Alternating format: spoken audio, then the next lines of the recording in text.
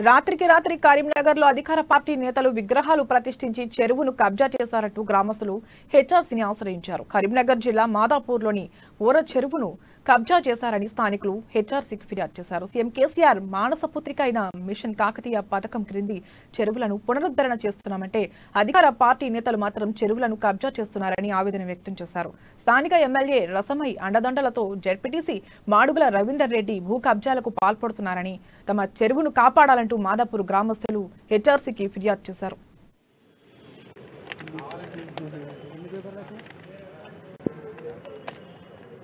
ఈరోజు మానవ హక్కుల సంఘాన్ని కలిసినాం.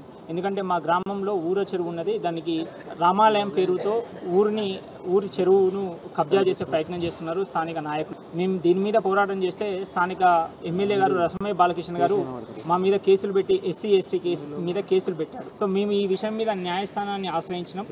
ఈ విషయం మీద స్థానిక ఎంఆర్ఓ గారికి, చీఫ్ ఇంజనీర్ తిమ్మాపూర్ గారికి, అలాగే కలెక్టర్ గారికి కూడా మేము కంప్లైంట్ ఇచ్చినాం. వాళ్ళ మీద ఎట్లాంటి ఇంతవరకు చర్యలు చేయలేదు. అందుకని ఈ చెరువును వెంటనే కాపాడాలని, ఎందుకంటే చెరువు మీద అనేక వ్యవసాయం ఆధారపడి ఉంటుంది కాబట్టి, అలానే ఈ మధ్యనే దానికి ఉపకాలో కూడా తీసి నీటిని నింపడం చేయడానికి 15 లక్షల శాంక్షన్ కూడా చేయడం జరిగింది. దీని మీద ఆధారపడి ముదిరాజు కుటుంబాలు కూడా ఆధారపడి ఉన్నాయి. ఈరోజు మానవ హక్కుల సంఘాన్ని కలిసినాం.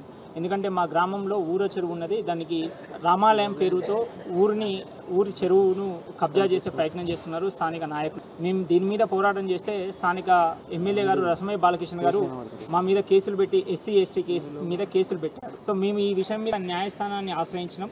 ఈ విషయం మీద స్థానిక ఎంఆర్ఓ గారికి, చీఫ్ ఇంజనీర్ తిమ్మాపూర్ గారికి, అలాగే కలెక్టర్ గారికి కూడా మేము కంప్లైంట్ ఇచ్చినాం. వాళ్ళ మీద ఎట్లాంటి ఇంతవరకు చర్యలు చేయలేదు.